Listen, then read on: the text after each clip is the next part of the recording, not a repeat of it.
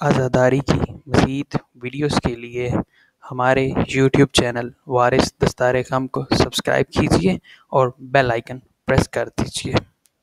دیں گے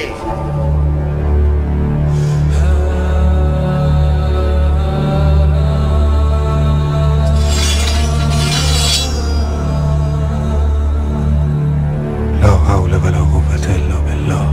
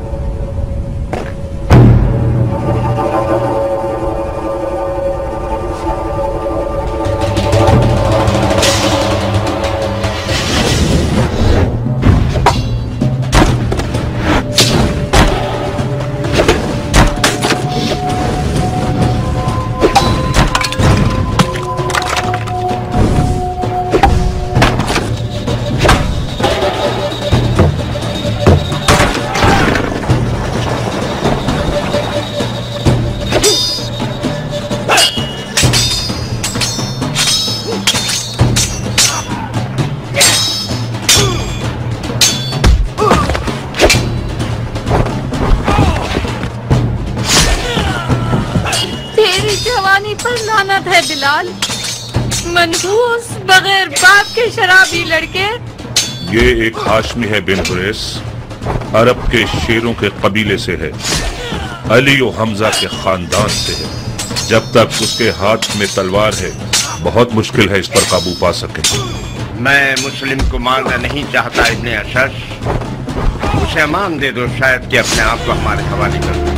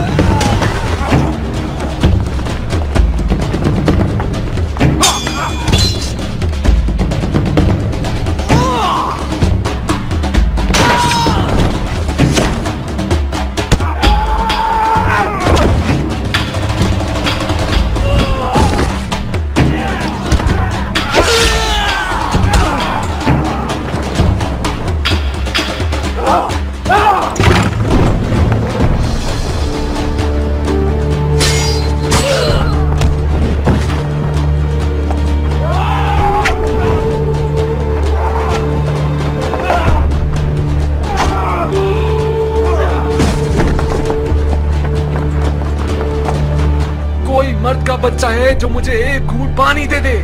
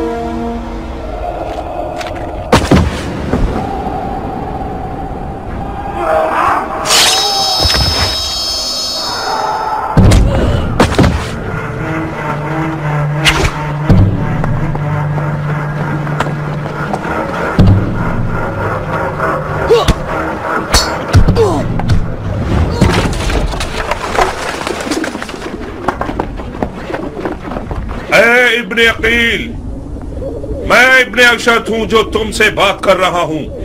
اگر مزید لڑتے رہو گے اور ہمارے آدمیوں کو قتل کرتے رہو گے تو امیر خون کے قصاص کے طور پر تمہیں بھی قتل کر دے گا۔ اپنے آپ کو ہمارے حوالے کر دو، میں اپنی عزت کی زبان دیتا ہوں کہ تمہارے لیے امان نامہ لے لوں گا۔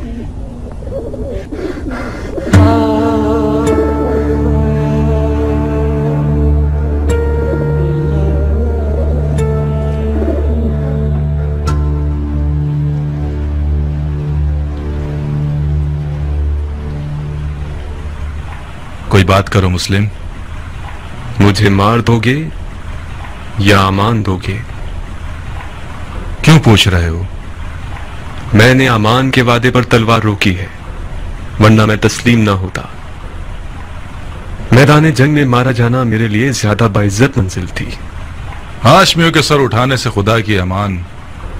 اسیری کی حالت میں بھی رجس خوانی کرتے ہیں. یہ لوگ التماس کے لفظ کو تو پہچانتے ہی نہیں. ہم صرف خدا کی بارگاہ میں التماس کرتے ہیں. تو پھر خدا سے التماس کرو، شاید وہ تمہاری دعا سن لے اور مجھے تمہارے قتل سے روک دے. خدا سے طلب مغفرت کرتا ہوں. میں نے کہا تھا نا، ہاشمیوں کا غرور انہیں خدا کے آگے بھی التماس کرنے نہیں دیتا. تمہیں قتل کر دوں گا مسلم. میں جانتا ہوں کہ تم اتنے سخی نہیں ہو کہ اپنے دشمن کو بخش دو. میں اپنے کسی ایسے جاننے والے کو وصیت کرنا چاہتا ہوں جو اس وقت یہاں موجود ہو. بسم اللہ. اے ابن سعد، میرے اور تمہارے بیچ رشتہ داری ہے. میں تمہارے ذریعے ایک وصیت کرنا چاہتا ہوں، ایک راز کی طرح. میں کوئی اچھا رازدار نہیں ہوں، مجھے معاف کرو. تو اے پسر سعد، مضائقہ مت کرو. یہ بات مردانگی کے خلاف ہے. تمہارا عزیز موت کے دہانے پر کھڑا ہے، اس کی وصیت تو سن لو.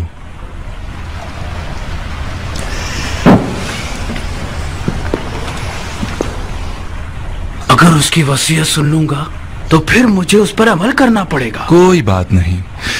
ہر چند کے اس جیسے کی وصیت پر عمل کرنا جو کہ مرتد ہے، ثواب بھی نہیں اور گناہ بھی نہیں. تمہاری غیرت مندی اور مردانگی بڑھ جائے گی اس طرح. وصیت پہ عمل کرنا آپ کی مرضی کے خلاف ہوا تو کیا؟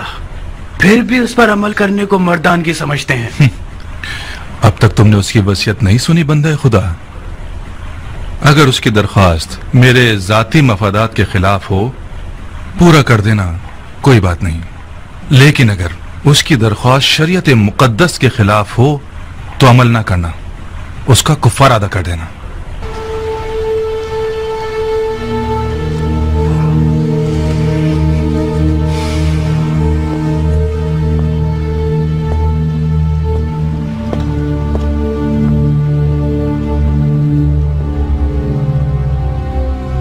وصیت سناؤ مسلم.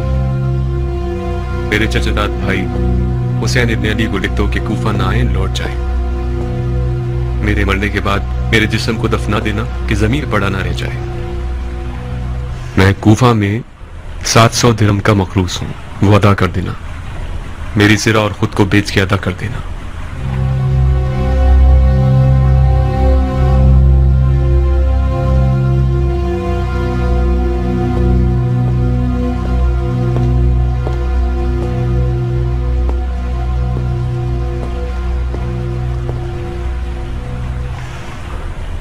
جانتے ہو وہ مجھ سے کیا چاہتا ہے؟ وہ تمہیں امانتدار جانتا ہے عمر. رازدار رہو. امانتدار کبھی خیانت نہیں کرتا. ہر چند کے بعض اوقات خیانت کار شخص کو امین بنا دیا جاتا ہے.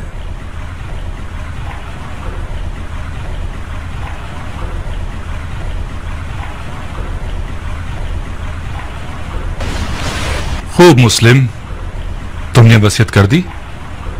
کوئی اور خواہش ہے؟ میں پیاسا ہوں، تھوڑا سا پانی دے دو. بن حریث، اسے پانی دے دو، مگر اس پیالے میں جس میں حرام گوشت جانوروں کو پانی دیتے ہو. وہ مرتد ہو گیا ہے اور جس چیز کو منہ لگائے گا وہ شرع نجس ہو جائے گی. جی امیر. مرتد تو تم ہو کہ بغیر قصاص اس بندہ خدا کو قتل کرتے ہو کہ جس کا قتل کرنا حرام ہے.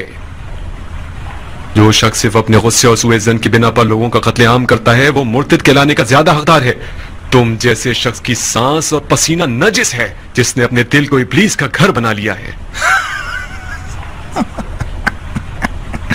ابلیس تو تم ہو کہ نفس کی خواہش کی بنا پر خلیفہ مسلمین پر خروج کرتے ہو اور ولی المسلمین پر تلوار اٹھاتے ہو اور مسلمانوں کے درمیان تفرقہ پیدا کرتے ہو. تمہارا مرتد ہونا بالکل مسلم ہے. میں تمہیں خدا کی رضا کے لیے قتل کروں گا، نہ کہ غصے اور سوء ظن کی وجہ سے. خدا کی قسم تم جھوٹ کی جڑ ہو. اگر اس گروہ کے پاس رائی کے دانے کے برابر بھی خوف خدا ہوتا تو تمہارے جھوٹ کی گواہی دیتے۔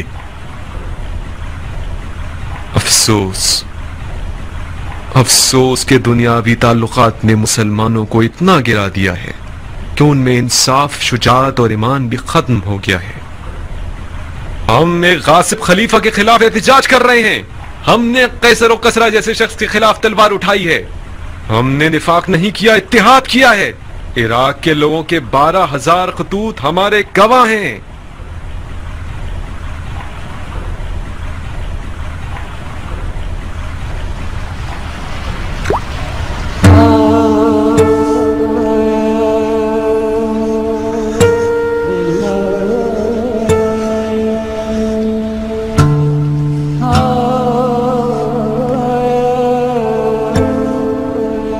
کیوں پانی نہیں پی رہا؟ میرے منہ کا خون مانے ہو گیا۔ دیکھ لیا نا، خدا بھی تمہیں پسند نہیں کرتا، وہ چاہتا ہے پیاسے مرو۔ یہ پانی میرے لیے تھا ہی نہیں، ورنہ خدا کی رحمت کا دریا بے کراں ہے۔ شاید پیاسا مرنا میرے جہاد کے اجر کو پورا کر دے گا۔ تم لوگوں کا خدا کے بارے میں جو گمان ہے وہ تمہاری طرح حقیر ہے۔ خدا کو انسان نما کوئی چیز سمجھ رکھا ہے کیا؟ اپنے گناہ کی فکر کرو مسلم، خدا کی معرفت اپنے پاس رکھو۔ کیا تم لوگ یہ گمان کرتے ہو کہ خلافت میں تم لوگوں کا کوئی حق ہے؟ گمان نہیں ہے، یقین ہے۔ سن لیا آپ لوگوں نے بھائیو، سن لیا؟ اموی اور علوی کے جھگڑے کی جڑ یہی دعویٰ ہے۔ جب دیکھو بہانے ڈھونڈتے رہتے ہیں، اب دین کا کیا ہوگا، سنت پیغمبر کا کیا ہوگا، قرآن کا کیا ہوگا، احکام دین کا کیا ہوگا، وغیرہ وغیرہ۔ یہ رسول خدا کا صریح اور محکم قول ہے، فرمایا مجھ سے کوئی بھی میراث نہیں پائے گا۔ رسول خدا کے تمام دور و نزدیک کے اصحاب اس حدیث نبوی پر متفق القول ہیں۔ میں نے بھی اس حدیث نبوی کو سنا ہے جو تم نے نقل کی ہے۔ علویوں کا کوئی وراثت کا دعویٰ نہیں ہے، ان کا خلافت میں حق ہے تمام مسلمانوں کی طرح۔ خلافت امت کے نیک، صالح، مقرب اور مومن لوگوں کا حق ہے۔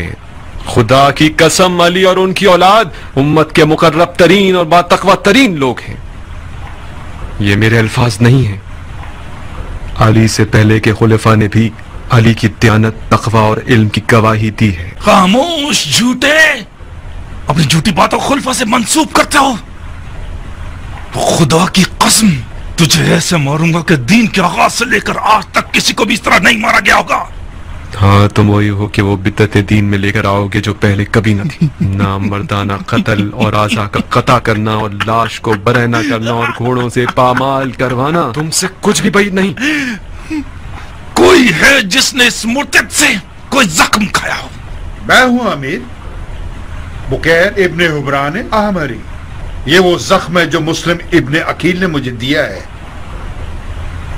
بکیر، اسے محل کی سب سے بلند جگہ سے گرا دو اور اس کے بدن سے اس کے سر کو جدا کر دو۔ جی امیر۔ چلو